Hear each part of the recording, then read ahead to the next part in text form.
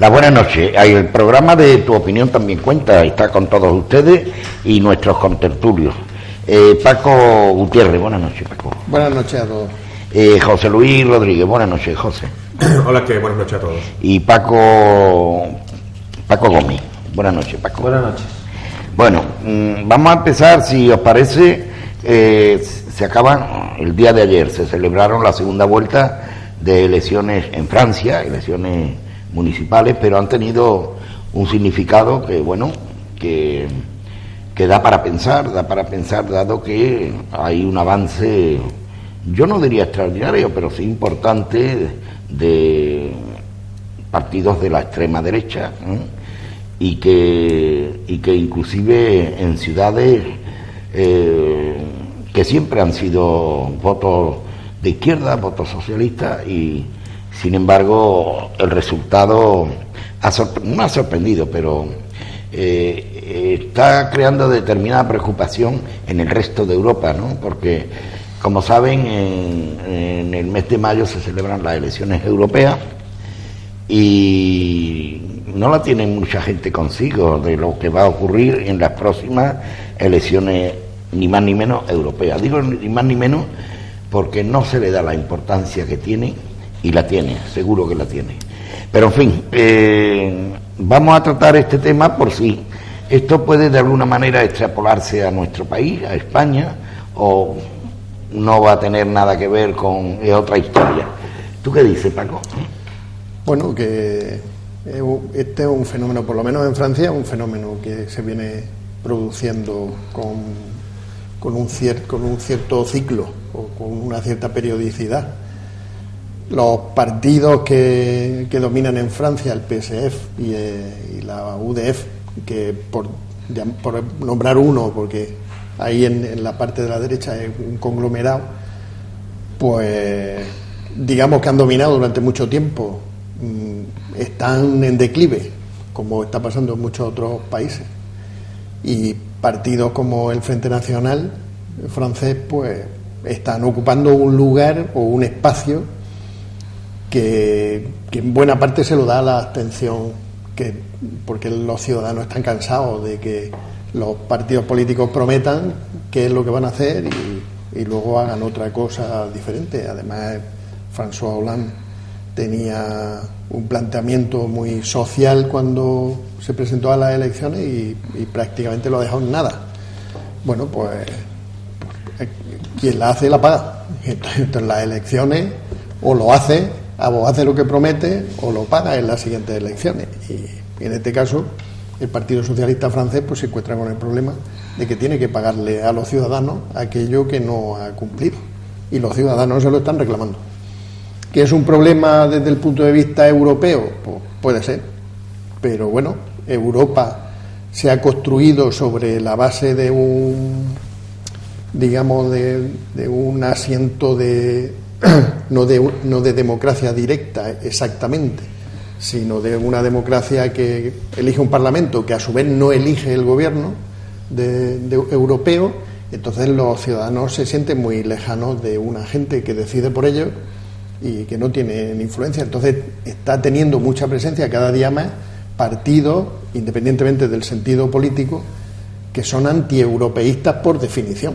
Pues es lo que hay, es que la gente se rebela antes o después. En unos casos es más vistoso y puede haber manifestaciones o puede haber revueltas o puede haber simplemente actos de protesta, y en otros casos pues la gente va y vota por rabia o por rebeldía, o no vota, y al no votar pues deja a la Unión Europea un poco fuera de aquel planteamiento inicial de los grandes capos europeos como Delors, Felipe González y Helmut Kohl, que construyeron juntos con digamos planteamientos ideológicos de base diferentes, construyeron algo que era común, pero claro, como eso no se ha desarrollado, no ha terminado de cuajar, pues estamos en la situación en que estamos, en una situación complicada. Yo entiendo que bastante complicado. La Unión Europea tiene un futuro que supongo que será futuro, yo espero que lo sea, porque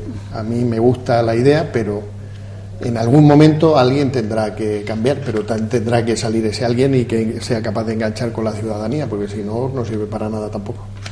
Yo recuerdo cuando acordaba el tema Maastricht, ¿no? Que se trataba, alguien dijo de los de arriba, ¿no? Que mal camino llevamos porque no hubo ese acuerdo que lo ha llevado a cabo. Bueno, ¿no? Que no haya podido. Bueno, efectivamente, tú has dicho que no lo ha llevado a cabo y yo creo, mi opinión es que no lo ha podido llevar a cabo. Unas cosas serían promesas electorales de las que nunca se van a cumplir, pero en líneas generales que no ha cumplido casi nada de lo que prometió, ¿no? El problema es que ha llegado al gobierno y se ha encontrado con la cruda realidad. Y las utopías son muy bonitas, pero no dejan de ser utopías. Después, una política social hay que pagarla.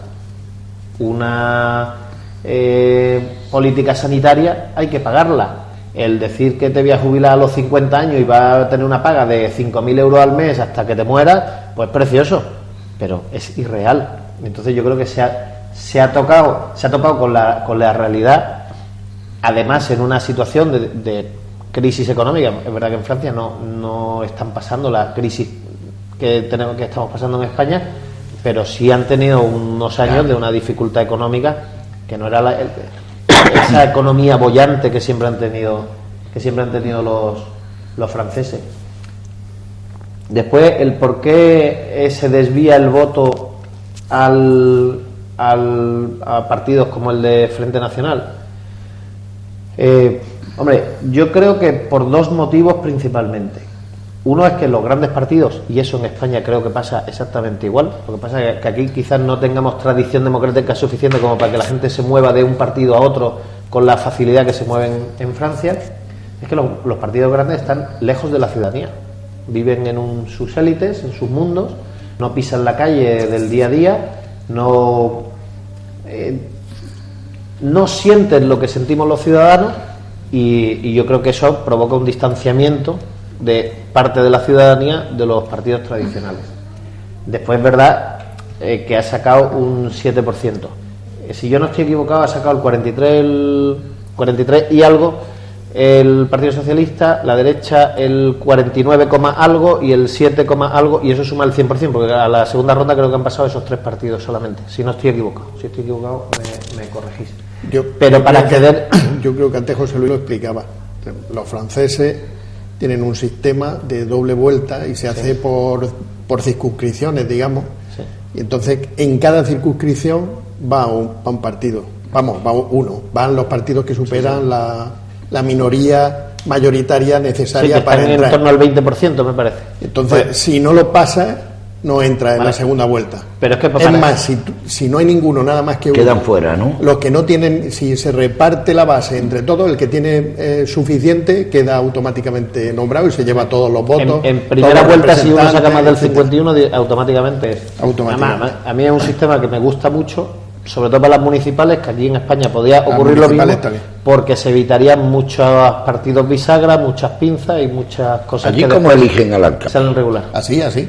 Allí lo eligen directamente la ciudadanía. Claro, así, tal y como estamos diciendo. Tú votas a los partidos y el partido que tiene la mayoría, si tiene el 51%, no va a la segunda vuelta. Si no, en la segunda vuelta pelea con los partidos que tengan la minoría suficiente, y el que saca la mayoría de los votos en la segunda vuelta, aunque no saque mayoría absoluta, se queda con todo. Aquí se planteó una posible reforma en la legislatura anterior de Zapatero, se planteó, y bueno, pues no se llevó a cabo, que era un método parecido, es decir, que habría una segunda vuelta. Si en la primera vuelta una lista obtenía más del 50% de los votos, esa lista automáticamente, el cabeza de lista era el alcalde y se llevaba el 66% de los concejales, para garantizarle una estabilidad. Se iba a segunda vuelta con los dos partidos más votados y era lo mismo, se exigía pues a lo mejor tal. Y siempre se primaba en proporción o sea, que no que ocuparan el 100% de los concejales, porque debe tener representación la oposición, pero se primaba de tal manera que no fuera absolutamente proporcional. Bueno, eso lógicamente consolida el bipartidismo, pero a cambio da estabilidad a los gobiernos municipales y evita lo que en aquel momento era especialmente vergonzoso, era lo del transfugismo, lo de que aquello que yo tengo la mitad, tú la mitad, y uno puede estar cambiando o salirse de un partido para hacer una moción de censura. En Francia no ocurre eso. ¿Perdón? Francia no puede ocurrir. En Francia el alcalde tiene mayoría en el pleno. Hombre, salvo que se le vayan Sí, que haya una decisión del gobierno cierto, municipal. No sé si en Francia el escaño es del concejal o es del partido, no lo sé, eso ya no lo sé, el sistema electoral francés. Es decir, si puede haber la figura del transfugismo en Francia, que no debe serlo porque nunca ha salido ninguna noticia, se añade que allí no será factible, como por desgracia es en España. Bueno, por terminar Termina. con mi planteamiento. En la primera ronda, el Frente Nacional ha sacado en algunas circunscripciones al menos el 20%. Ya no es tan minoritario, ¿eh? O sea, que ya no es el 7%. Es que en la primera ronda, lo que pasa es que en la segunda ronda probablemente mucha gente que le votó en la primera vuelta al Frente Nacional, después la han votado a la derecha o se han quedado en su casa o lo que sea. O al revés. O la derecha ha votado al Frente Nacional en algún caso y han conseguido la... O sea, pero que en la primera, que es cuando se presentan todos, ha habido en circunscripciones que ha sacado al menos un 20%. Entonces, en la primera vuelta ha sacado mejor resultado que en la segunda. Es que no son comparables porque no son los mismos participantes. Ya. Y después, esto yo creo que se produce porque en Francia tienen un sentimiento nacional muy profundo los franceses. O sea, su bandera, la grandeur, que ya no disfrutan de la grandeur, pero la grandeur ellos la sienten como... Y bueno, y se creen que son la última Coca-Cola del desierto, ¿no? Sí, o sea, los franceses tienen una autoestima muy alta y ellos, cuando su economía se lo permite, absorbieron a todos los pieds noirs que venían de Argelia y no hubo grandes problemas, pero sí que las generaciones posteriores de esos pieds noirs han creado un conflicto, sobre todo en París y en otras ciudades grandes, pero principalmente en el Cinturón Rojo, en la Banlieue Rouge de París, con el tema de la inmigración importante. Cuando la economía no está tan bollante y no hay tantos recursos para absorber o mantener a esa inmigración, comienzan los problemas. Ellos están en el centro de Europa, Maastricht está en Francia, pero ellos no se sienten tan europeos como otros países que estamos más alejados del centro de Europa. Y no solo Francia, como habéis dicho, Dinamarca, Suecia, y hay otros países más que están... Austria ya hace por lo menos 20 años que el tercer partido de la más votado es el partido de extrema derecha. Pero viene... Y decide quién es el que gobierna. Pero viene un poco... Pero curiosamente en estos países el partido de extrema derecha hace que gobierne uno el otro. No pasa como aquí, que de forma fija gobierna siempre el mismo. Eso, en esos países, esa aparición, ese crecimiento de esos países, o sea, de esos partidos más xenófobos y demás, desde mi punto de vista, han tenido esa evolución por las políticas sociales que se han implementado en esos países, que, vuelvo a lo de antes, cuando había recursos nadie le importaba, cuando han faltado los recursos a la gente le importa. En el caso de Suecia, hubo allí una colonia turca importantísima, porque a los turcos que iban a Suecia le daban vivienda gratis, le escolarizaban a los hijos y durante X tiempo, no recuerdo cuánto era, le daban un sueldo para que no tuvieran que trabajar y aprendieran el idioma del país. Claro, cuando eso va bien y hay pocos, pues oye, una política social estupenda y soy muy solidario. Pero claro, cuando tienes mucha gente a la que mantener y la economía ya no te da para mantener esa política social con tanta gente, pues empiezan a surgir este tipo de problemas. Así tantas personas se juegan la vida en mi tierra, en Melilla, y quieren pasar como sea. Claro, escuchan, ven todo esto, se lo cuentan, y quieren como sea entrar. Pero Pepe, ¿será mejor enseñar a pescar que darle peces? Bueno, eso siempre es el problema es que la Unión Europea y países individualmente también, pero la Unión Europea constantemente manda fondos a países que los gobiernos no lo emplean en lo que lo tienen que emplear y sus ciudadanos eso se pierde en el camino. Bueno, y por hilar un poco con la segunda parte que quería hablar de José Luis del tema de Europa, y así ya le pongo la muleta para que entramos de lleno ya, porque hay un tema. Que Europa no podemos sentirnos todos igual de europeos, ni que esto sea una gran Europa mientras no tengamos todos los países las mismas reglas de juego. Entonces, no puede ser que España tenga una fiscalidad para las personas físicas y para las personas jurídicas, o sea, para las empresas, distinta que la que tiene Irlanda, que la que tiene Alemania, que la que tiene Francia. Que la laboral sea totalmente distinta en el Reino Unido o en Alemania o en Bruselas, en Bélgica, que en España, que en Italia o que en Grecia. Entonces, cuando todos tengamos las mismas reglas de juego, podremos realmente tener una unidad. Pero, mientras tanto, seremos pequeños reinos de taifa. Eso, no será también porque cuando se crea Estados Unidos es un tema virgen, es un tema que se crea porque, de la nada. Cómodo en determinados momentos, por ejemplo, este que yo he referido antes, el momento en el que se, organizó el primer empujón hasta llegar al euro, pues se le dieron ciertos privilegios a los países que habían puesto más que los demás, entre comillas. Y ahora esa posición de dominio, que entonces no era un problema, porque tanto alemanes como franceses, como italianos y otros, digamos que colaboraban y participaban conjuntamente, llegaban a consenso en general, pero ahora el consenso es yo ordeno, yo mando, no hay dinero, como dice Paco, no hay dinero, yo pongo más que tú, que todo habría que mirar, porque eso, todas esas cosas hay que mirarlas, porque es muy fácil decirlo, pero luego demostrarlo es un pelín complicado. Complicadísimo. Luego es un pelín complicado. Hombre, mira, el problema de Europa, que es lo que nos vamos a jugar en mayo, creo que es el 25, el domingo 25 será la elección europea, lo que nos vamos a jugar precisamente qué tipo de Europa queremos. Cuando se dice, como dice Paco, lo de los cortijos, es que ese es precisamente el riesgo que permanentemente ha tenido Europa. Mira, Europa nace fundamentalmente por tres países que llevan ya una tradición de ir juntos, el Benelux, Bélgica, Holanda y Luxemburgo. Eso era una especie de tres amigos que estaban siempre juntos, no hubo ningún problema, y la gran apuesta fue que dos países que acababan de tener una guerra, Francia y Alemania, no solamente firmaron la paz, sino que decidieron unirse. No es que los Estados Unidos se unieran, Virginia del Norte con Virginia del Sur, no sé cuánto, no, es que Francia y Alemania habían tenido una guerra gravísima y se unieron en un proceso. ¿Por qué? Porque en aquel momento había una serie de personas, Konrad Adenauer, etcétera, que tuvieron la visión suficiente para darse cuenta de que por ahí iban los tiros. La primera ampliación es una ampliación de carácter eminentemente económico, con la Europa de los 9, y luego la incorporación de Grecia, una especie de premio por haber salido de la dictadura de los coroneles. El salto importante cuando se decide qué tipo de Europa se quiere es la ampliación a 12, al incluir España y Portugal en el 86. En ese momento es cuando Europa dice, nuestro futuro es precisamente ser Europa. Dejan de ser un mercado común, es decir, un sitio donde las mercancías pueden ir sin pagar tasas, que así nació. Bueno, nació para ser un mercado común del acero y del carbón, así nació. Mercado común del carbón y del acero es su primera denominación. Posteriormente, mercado común europeo para las demás cosas.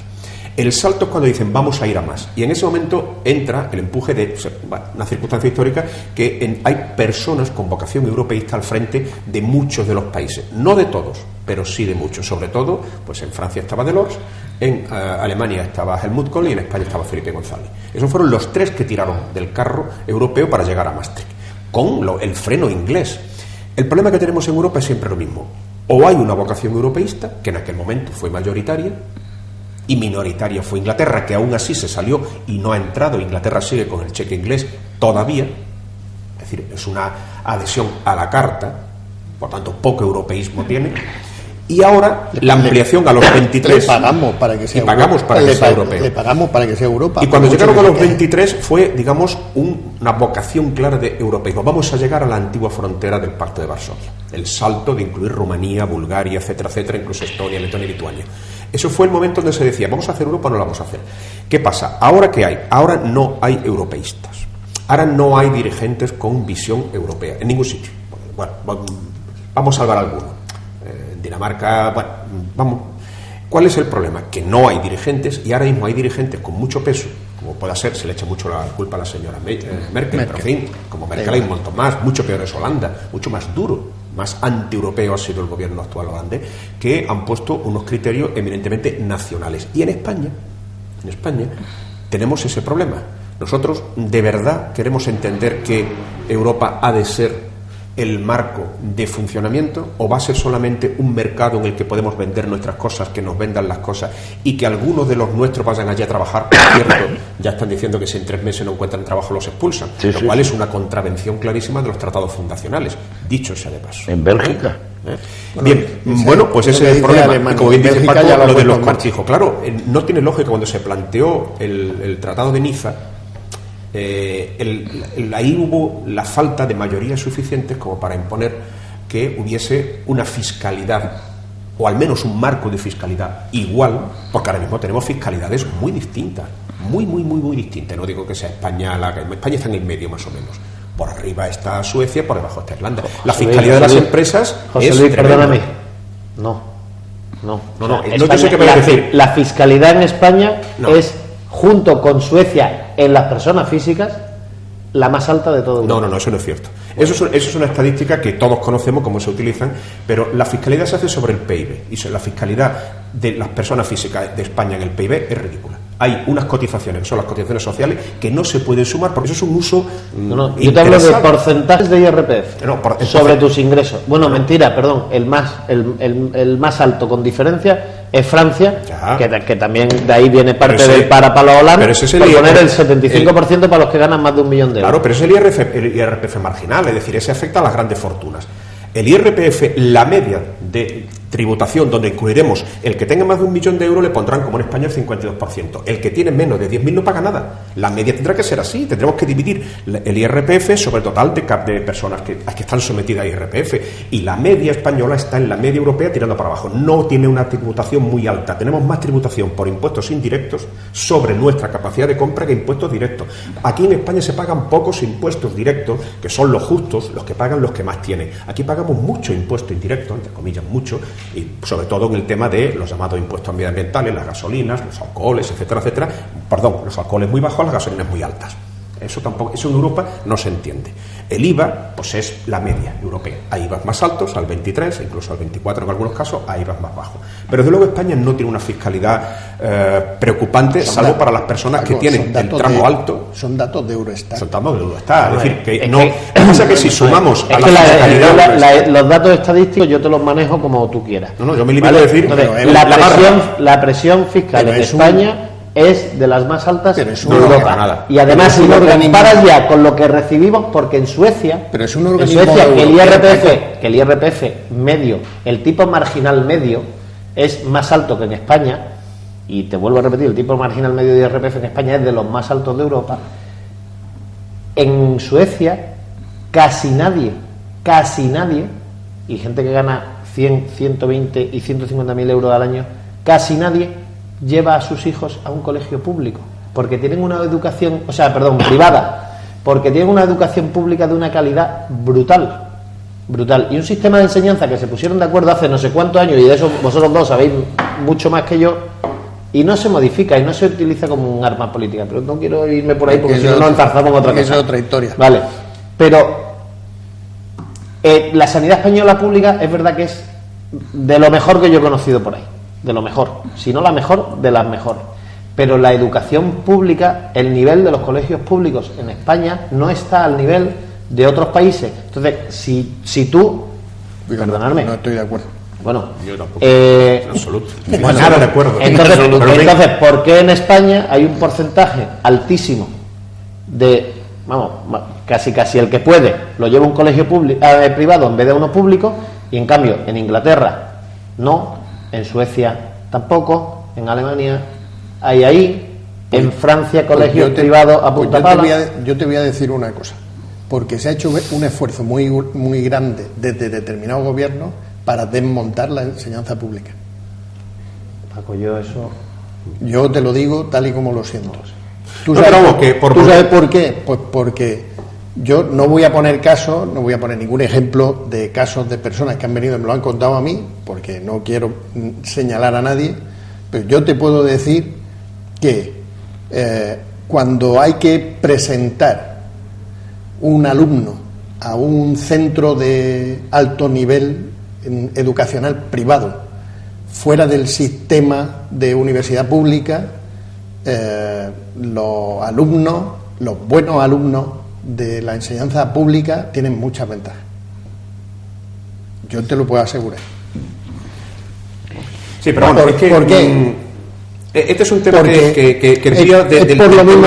Espera un momento, es que iba a volverme al tema de antes.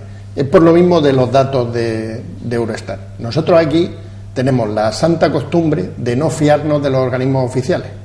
¿Por qué? Porque supuestamente están manejados por los políticos locales. Locales me refiero no de la localidad, sino en general. El Instituto Nacional de Estadística dentro de nada molesta, porque cosas como las noticias de Cáritas, que los datos están sacados de los datos del INE, no se pueden utilizar porque al ministro de turno, que a mí me da exactamente igual quién sea, no le interesa que se vean. Perdón usted, los datos de Eurostat es una agencia independiente que depende de la Unión Europea, pero no depende de nadie. Es ella sola, y ella sola genera sus datos y utiliza los mismos criterios para clasificar a todos los países. No trata al país A de una manera y al país B de otra. Yo no estoy diciendo cuando da un dato, la comparación es correcta. Yo no estoy diciendo que los datos de Eurostat no sean correctos, ¿vale? Es que según los datos que cojas, te salen de una forma y vamos, el que haya estudiado estadística sabe cómo hacerlo. Vamos a ver, aquí hemos hablado de una estadística que salió a nivel local, de que le daba mayoría absoluta al Partido Popular en las próximas municipales. El PSOE se quedaba como está y en otros había un 9%, o un 9% son 3 concejales. Pero eso es una encuesta, Eurostat maneja datos absolutos. Sí, pero... No utiliza una encuesta, es decir, cuenta a todos los países, hace media con todos los países, cuenta todos los países... Pero vamos, volviendo al tema europeo, que es lo que el día 25 se va a debatir. Es que hay dos modelos de Europa y eso se hace construyendo desde las urnas. ¿Cuál es el problema que tenemos? Que en Europa, por desgracia, en los últimos años, 8, 12 años, no se ha educado al ciudadano haciéndoles ver la importancia de Europa, quizá porque no se la hemos visto ni Europa ha hecho lo suficiente para mostrar su importancia. Y además Europa ahora es impopular. Cuando digo Europa me refiero a Bruselas. Porque la gente cuando habla de Europa habla de Bruselas, no habla de otras cosas que también son Europa, estamos pensando en Bruselas. Y porque además las soluciones que Europa, entre comillas, Bruselas, ha puesto para salir de la crisis son las más impopulares. Es decir, Bruselas, es decir, el gobierno de la Comunidad Europea, para entendernos, la Comisión, que es el término correcto, se ha alineado con unas tesis muy duras, con las tesis del Fondo Monetario Internacional, ¿no?, y del Banco Mundial, que han sido el modelo más duro, el más gravoso. Mientras que hay países que han dicho, bueno, sí, pero yo no lo voy a hacer así. Bien, nosotros la estamos pagando por partida doble. Tanto porque la Comisión Europea nos ha impuesto una especie de rescate encubierto, como porque el propio FMI también ha hecho, y porque el gobierno estaba absolutamente de acuerdo con las posiciones. ¿Qué sucede? Que lógicamente el electorado ahora mismo en Europa no ve las ventajas que veía hace 20 años. Hace años Europa para nosotros era la tierra de promisión, la libertad, la democracia, el viaje, las ponientos, las carreteras que se financiaban con fondos europeos, las subvenciones de esto, de las ayudas, de las universidades, la investigación. Veíamos la Europa que nosotros esperábamos tener. Ahora hay que educar a la gente. Yo siempre insisto que hay que ser pedagogo, hay que ser didáctico, porque es la única manera de que la gente no haga locuras electorales, que es explicarle, decirles la verdad. Y ser claro y decirle, las cosas han cambiado, España ya como no está ahora de la media para abajo, está en la media. ¿Por qué? Porque han entrado países más pobres que nosotros. Y por tanto la media ha bajado y nosotros ya no somos receptor neto de fondos, nos llega menos dinero. Seguimos estando igual, pero el problema está que hay gente mucho más por debajo que nosotros, Rumanía, Bulgaria, etcétera, recibimos mucho menos dinero y tendremos que acostumbrarnos así. Que Europa también nos ha hecho subir el IVA. Bueno, no es que nos ha hecho Europa subir el IVA, es que digamos que la recaudación tiene que incrementarse y es más fácil recaudar por vía indirecta que por vía directa. Pero eso no tiene la culpa Europa. Y que además Europa puede hacerse un modelo u otro. Me explico. Por ejemplo, lo que hemos dicho. En Europa no existe iniciativa política. La Comisión y sobre todo el Consejo Europeo, donde están representados los primeros ministros, son los que de verdad cortan el bacalao, y el Parlamento no le han permitido que ejerza el papel que tiene que hacer. Y por eso los europeístas dicen que el Parlamento ha de ser la sede del poder popular, de la soberanía popular, y que el gobierno de Europa tiene que salir del Parlamento, no de la reunión de los líderes de gobierno. Pero todavía no se dan los pasos eso. Claro, ese es el reto que tenemos ahora. Ahora se plantea de que será el Parlamento el que elegirá al presidente de la Comisión. independientemente de que el Consejo se reúna los presidentes de gobierno, pero que sea la Comisión, es decir, que con la iniciativa europea se haga desde ópticas europeas, de izquierda, de derecha o de centro, pero ópticas europeas, no la suma de nacionalismos enfrentados, donde siempre tiene más poder el que más dinero pone, que es Alemania. Y en menor medida, pues Francia, Inglaterra absolutamente insolidaria e Italia desacreditada. Y España, que ha renunciado a tener protagonismo europeo. En la foto de Cinco rigor grandes, se ve en detalle, por ejemplo, siempre la Merkel está en el mejor sitio, en el centro, y los líderes, digamos, de más poder económico, vamos a decirlo la así. que tiene la llave de la caja. Y bueno, ahí te das cuenta de que, bueno, de que la Europa no va, Pero es no que se va haciendo. de todas maneras hemos tenido, Es un- en eso de las fotos, hemos tenido historias de risa. Nunca verá a la Merkel en una Vamos a ver, esquina no, como está. nunca verá a la Merkel llegar la última a la foto. No, esa está un cuarto de hora antes allí cogiendo sitio. Nunca verá a la Merkel llegar la Si última va a a la llegar foto. tarde, manda a algún lacayo que se ponga allí y le coja el además lo de la foto, como anécdota, la foto está previsto y discutido extraordinariamente donde se coloca cada cual, y en el suelo, en unas pegatinas de color azul que no se ven con la cámara, está escrito el nombre de bandera, cada uno. la persona de quién va. Entonces, por eso algunas veces cuando veáis que los presidentes miran para el suelo, no es que sean miopes, es que están buscando su nombre. Claro, para saber, y se tienen que sentar ahí. Está todo programado, hombre, programado. Yo por- ¿Qué programado? Perdona, Paco. No. Yo por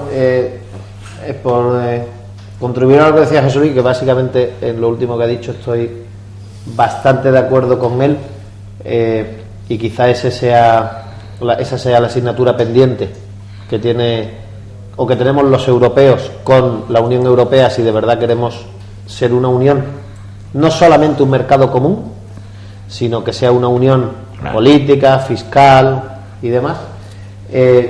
Aunque también hay que decir que de vez en cuando se equivocan y sacan alguna ley que otra. Por ejemplo, hace 4 o 5 años se aprobó la ley Ómnibus, que, hombre,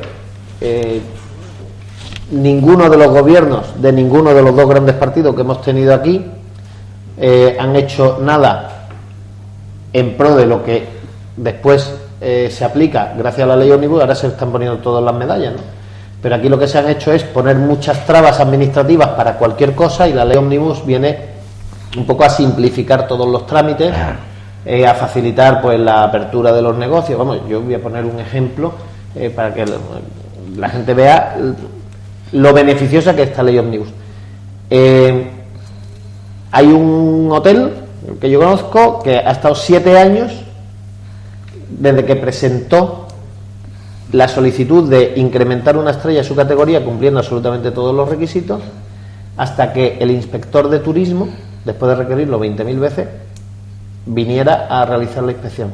¿Sabes por qué vino a realizar la inspección? Que la realizó en abril más o menos, no de este año, sino de hace 3 o 4 años, porque el día 1 de febrero se aprobó la ley Ómnibus. Entonces, mediante la declaración responsable, se incrementó ese hotel la categoría y tiene el servicio de inspección 60 días para inspeccionar el establecimiento. Y cuando quedaban pocos días para terminar los 60 días, le obliga la ley. No. Y si en los 60 días no lo inspecciona, ya no le pueden abrir expediente por no cumplir o lo que sea. Bien. Y cuando quedaba poco para los 60 días, apareció el inspector, cuando se había presentado 7 años antes.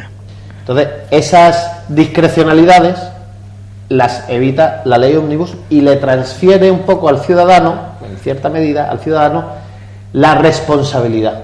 Oiga usted, yo voy a abrir un negocio, yo no tengo que esperar que me den la licencia de apertura, yo presento mi declaración responsable y yo digo que yo cumplo con los requisitos que establece la normativa para abrir ese negocio.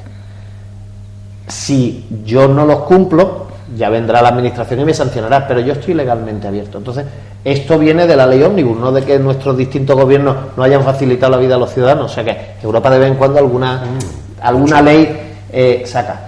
Estoy de acuerdo en que Bruselas lo vemos como algo allí extraño, pero tenemos, en realidad, la mayoría de los países europeos que estamos por debajo de la media tenemos muchísimo que agradecerle, pero en el caso de España, aparte de la ley Ómnibus, la infinidad de infraestructuras que se construyen o que se han construido en España y que se siguen construyendo Y se ha cambiado con la fondos faz que de vienen España, de la hombre. Unión Europea. Los flujos de capitales que han permitido el desarrollo económico de muchas zonas de España, porque no había que cambiar una moneda, porque traer el dinero de otros países europeos a España era sencillo, no tenía los trámites tan farragosos que tenía antes. Todo eso nos ha beneficiado, y si no somos capaces de ver ese beneficio que Europa ha producido en nuestro país. Y después, por último, yo añadiría la mezcla de culturas, que el que vengan gente de otros países aquí, o que nosotros vayamos a otros países con muchísimas, simplemente con el DNI, los del territorio Schengen. Yo les recomiendo a todo el que pueda, a todos los jóvenes que nos puedan estar viendo, que si tienen ocasión, que se vayan a trabajar fuera, a vivir fuera, a estudiar fuera, no fuera de Marbella o fuera de Málaga, a otro país. Y si pueden a otro continente, vivir con otra gente, en otra sociedad, con otra cultura, te abre la mente de una forma sorprendente. Y eso aquí, Europa, por pertenecer a la Unión Europea, en cierta medida, pues también nos ha beneficiado. Hay casi 2 millones de españoles fuera y españolas. Yo quería decir una cosa, sí. Eso para terminar. Ya que los tres somos europeístas, porque yo soy europeísta de toda la vida, además creyente, ferviente, además del modelo participativo, es de voto directo, partido, parlamento, comisión o gobierno europeo y pa'lante. Pero aún así, como estamos en una situación complicada, Europa tiene una constitución tan flexible que se puede cambiar.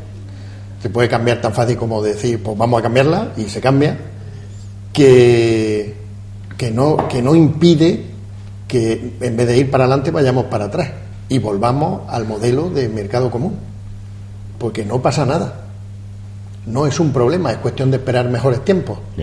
Si es que fuera preciso, yo apostaría por ir para adelante, es decir, lo que ha dicho Paco antes, buscar un modelo único de fiscalidad, buscar un modelo único de mercado financiero, de manera que exista realmente un mercado financiero y un banco central que funcione como tal, que permita el movimiento económico perfectamente, pero sin modelo político todo eso no sirve para nada.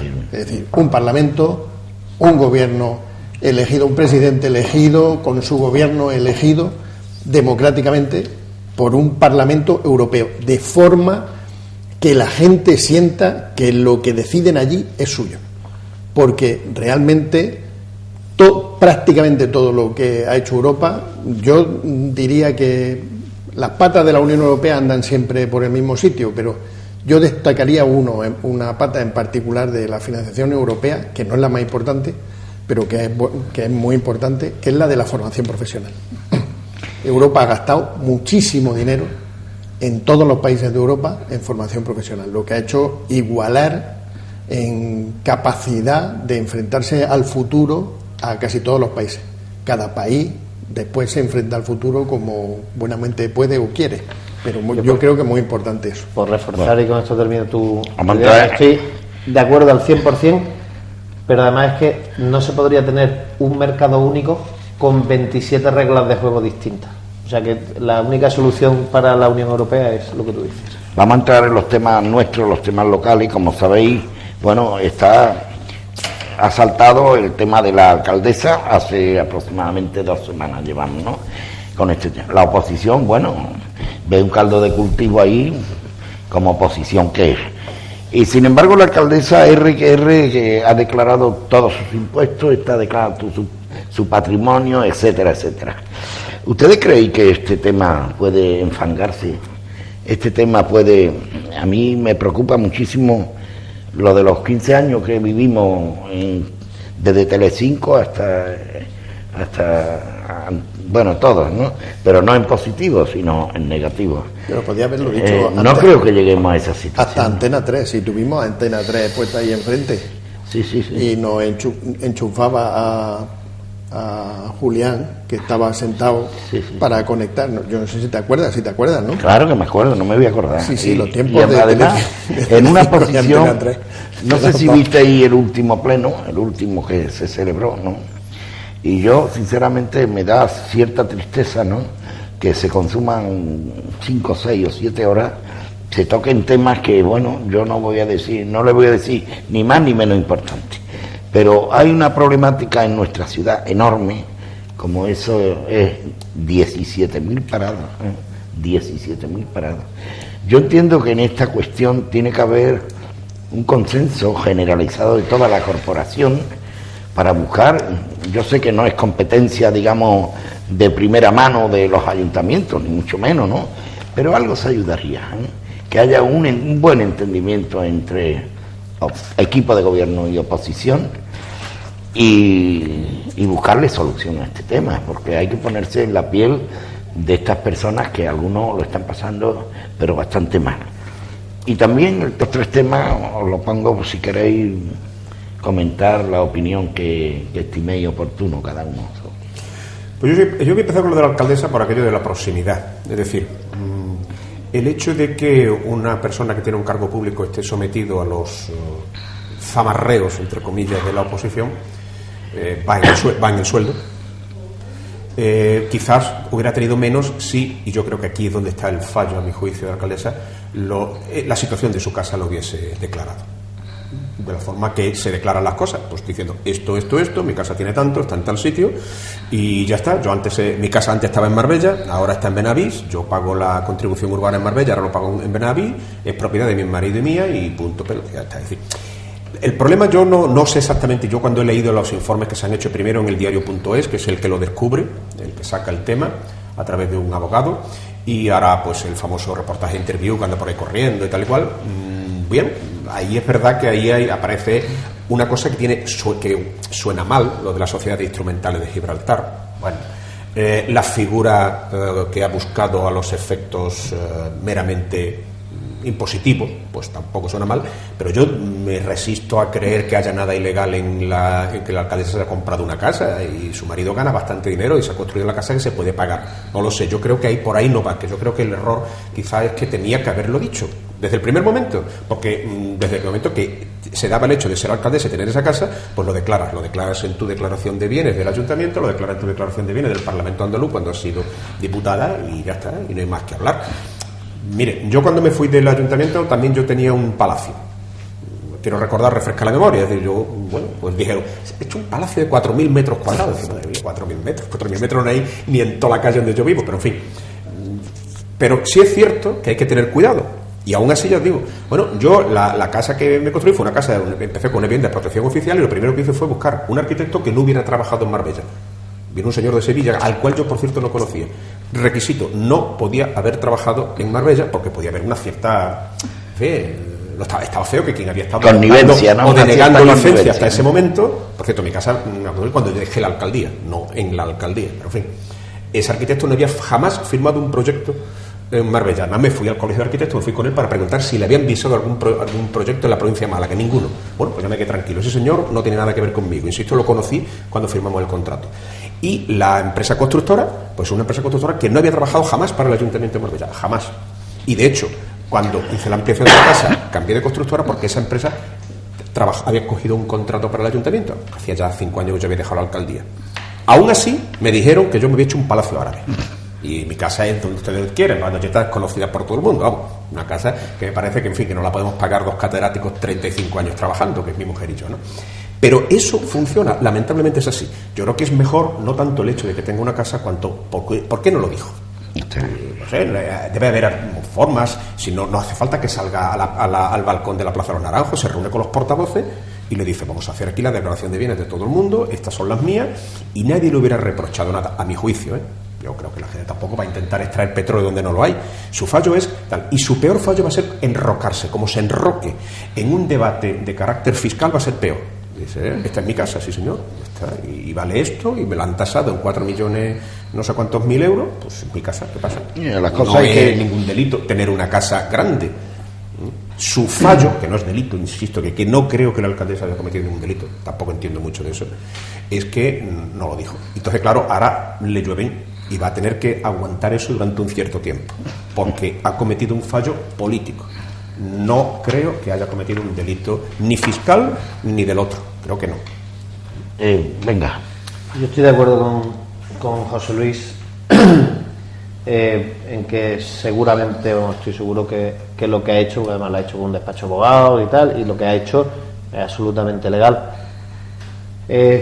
Otra cosa es que a alguien le pueda parecer poco decoroso que un cargo electo tenga inversiones en el extranjero, pero si es legal para un cargo político y para un particular, o sea que ahí yo creo que la oposición por esa línea tiene poco que rascar.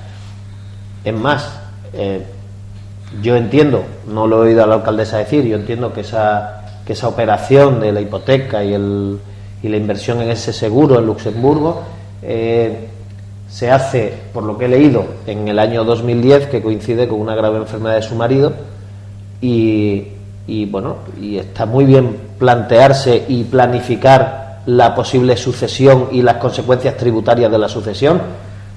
Si yo fuera la alcaldesa habría dicho, oiga usted, es que si aquí se pagara lo mismo que en Madrid, que en Murcia, o que en Valencia, o que en Pamplona, yo no tendría que haber hecho eso, pero como en Andalucía es el sitio de España más caro para morirse, pues he tenido que hacer eso, absolutamente legal. Ya. ¿Vale? Pero ella ni siquiera ha arremetido contra la oposición, porque aquí los partidos políticos, pues cuando yo esto, pues tú más, ¿no?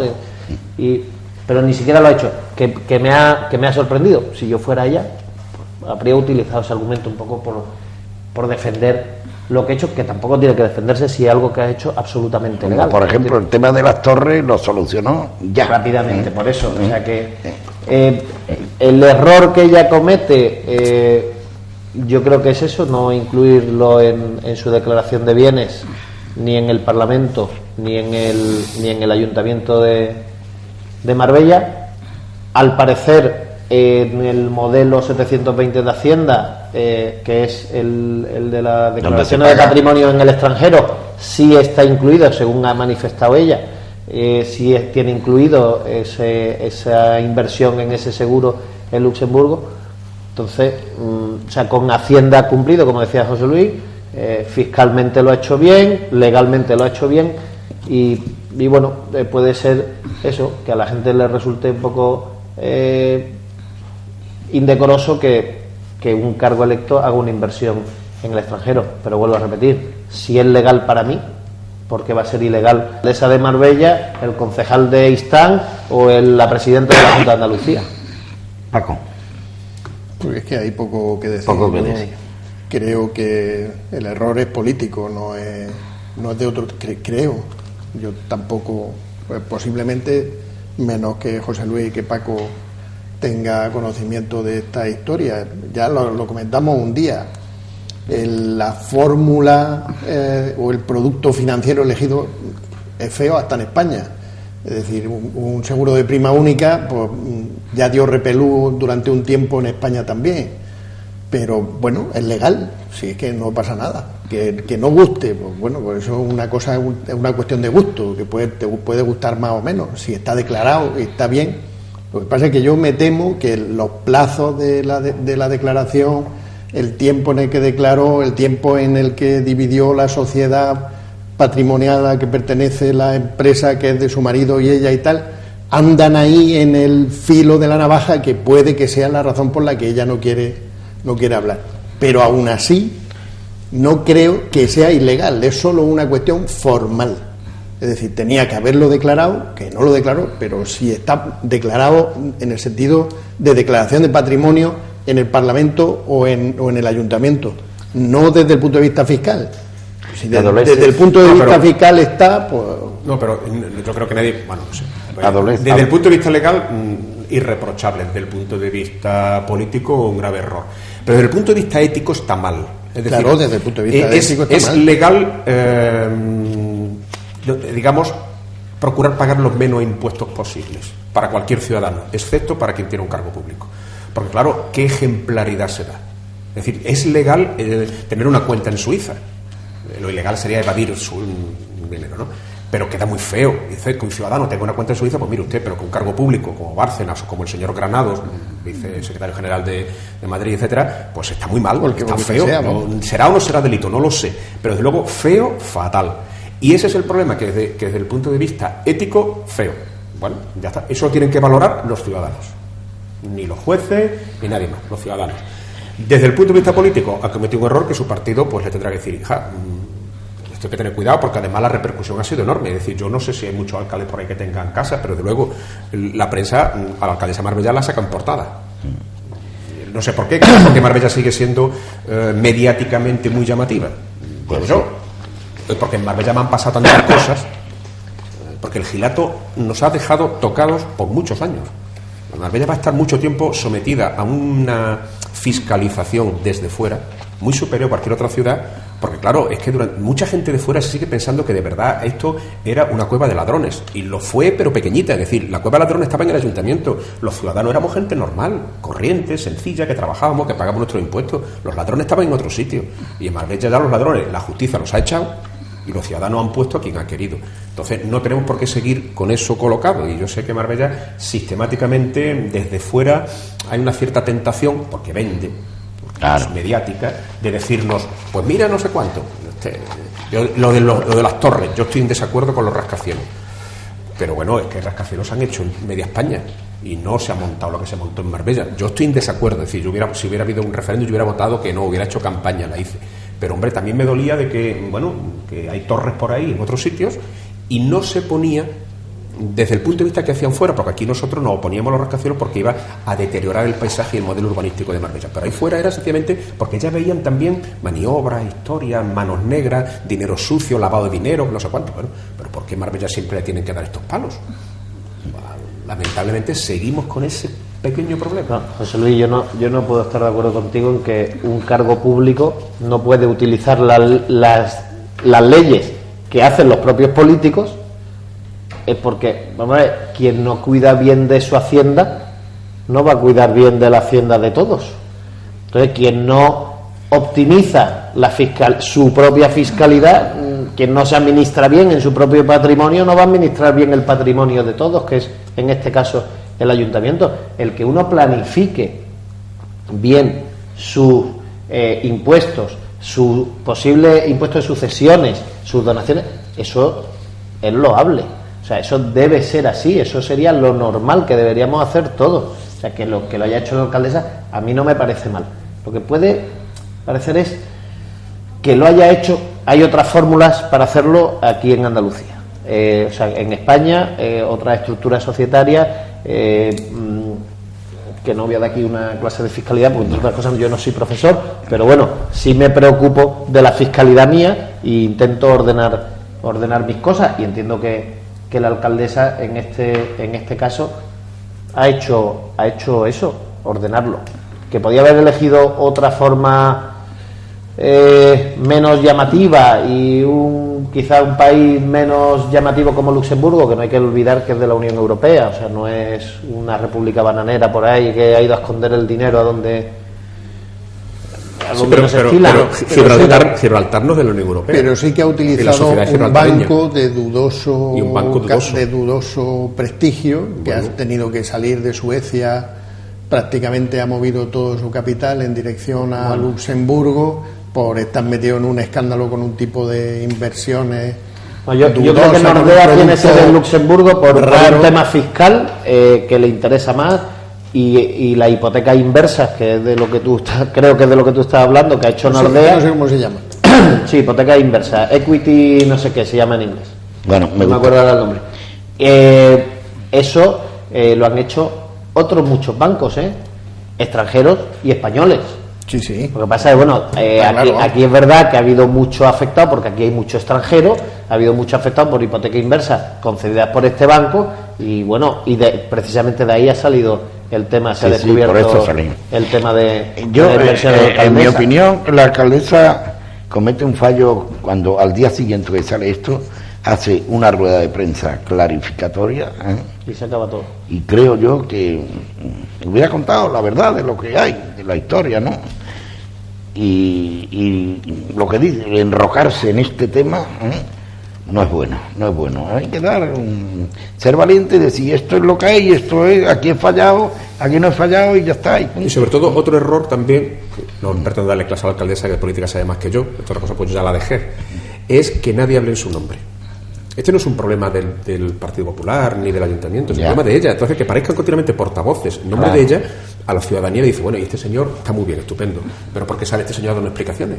No esperamos ver a ese señor portavoz de tal o portavoz de cual o funcionario del Ayuntamiento que lo diga ella.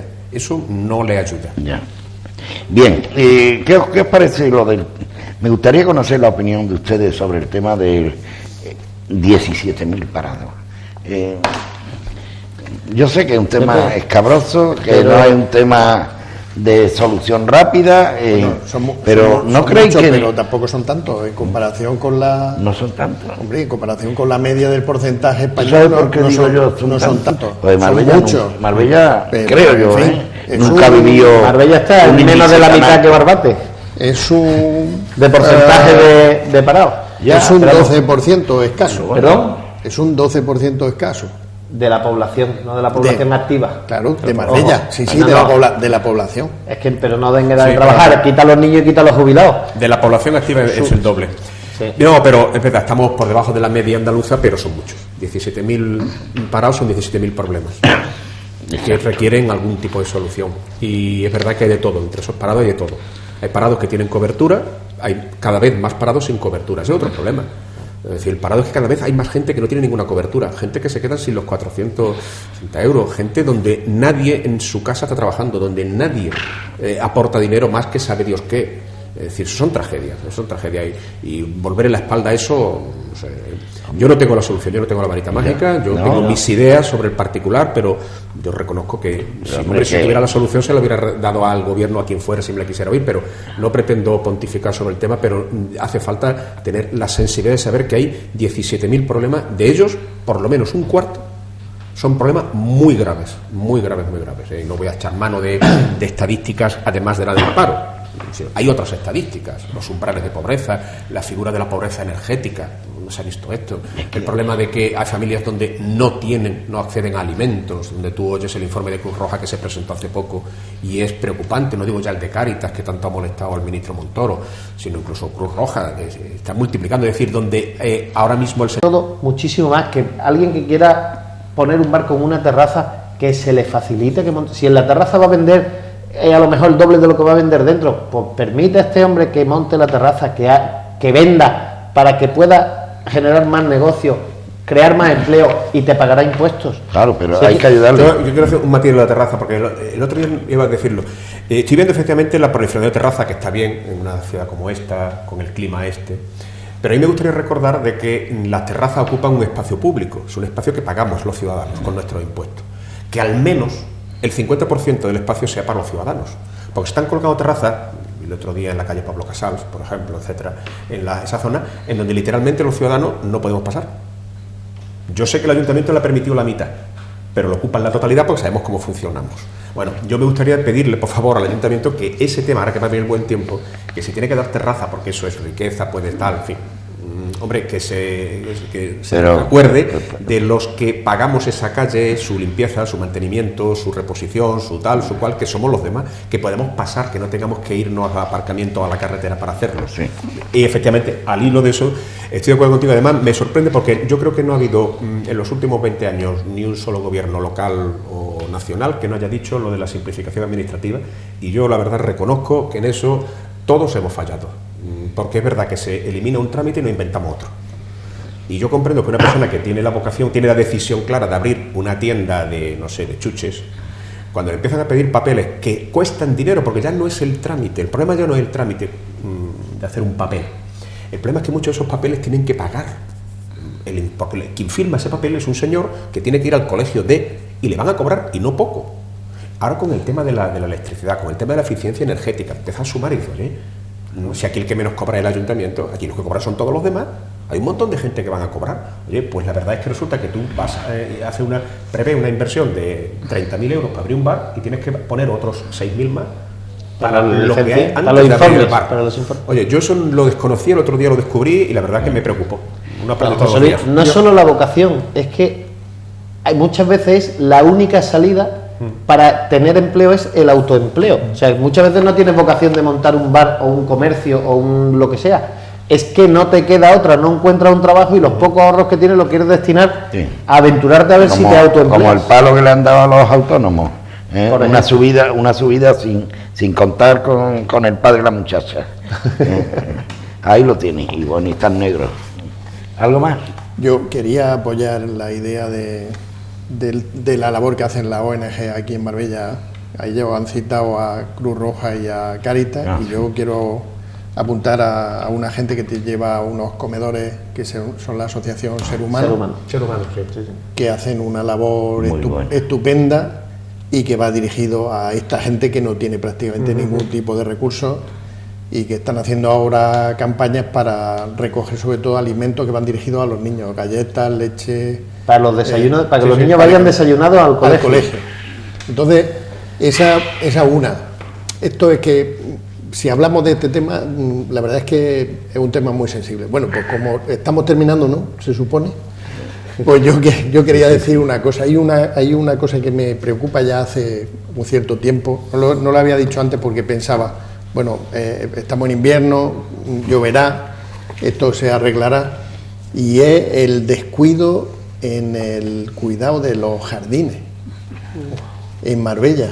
Y yo paseo mucho para intentar reducir mi tamaño corporal y ando a lo ancho.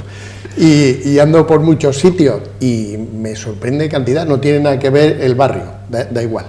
Pues puede ser mi barrio, allí en la zona de Miraflores, y el jardín del juzgado, sí, o lo riegan pronto o se ahogará él solo, pero de sequedad, todos los jardines que hay alrededor, el césped está desapareciendo, está muy descuidado, pero es que uno anda, que digo yo, por la zona de Pirulí y ahí hay zonas supuestamente ajardinadas que están acabando siendo tierra. Hay jardineras de Ricardo Soriano que son solo tierra.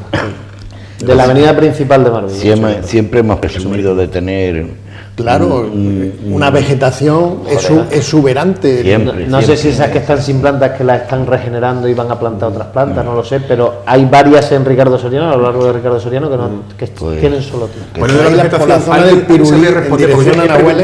he preguntado a dos miembros de la corporación municipal, que los pobres pues tienen, me lo encuentro y se lo pregunto porque me preocupa, y uno me ha dado una respuesta que sí, otro que no, no sé si alguien tiene la respuesta.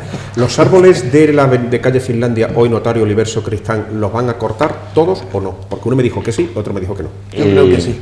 Hasta donde yo sé, Pues Creo tengo que que sí. mostrar mi inconformidad, es decir, porque es posible que alguno esté viejo, alguno está un poquito vencido, bueno, vale, pero todos por la tal me parece una barbaridad. artículo 33. Sí, ¿no? eso es una barbaridad. Hombre, vamos a ver, los que estén, para el parecer hay un informe de hace El ya ingeniero. tiempo, del 2008-2009, que están enfermos, supongo que no estarán todos, estarán algunos, la mayoría.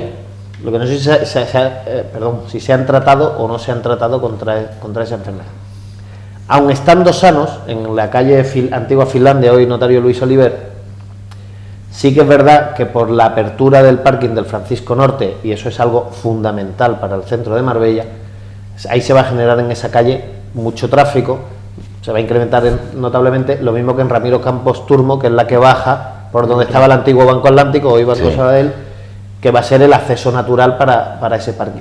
Ahí tendrán, en Ramiro Campos Turmo las aceras son más anchas, pero sí tendrán que quitar un lateral de aparcamientos para que el tráfico sea más fluido, porque ahora es que pasa uno que se va dando con los espejos de los coches de los laterales, porque se aparca en los dos lados. En la calle Finlandia hay una acera que es extraordinariamente estrecha, que es subiendo la de la izquierda. Izquierda. De hecho, si uno va con un carrito de un niño, hay que zonas ir por la que calle. entre el árbol y la antigua casa, vamos, y el muro de la casa, no cabe un carrito.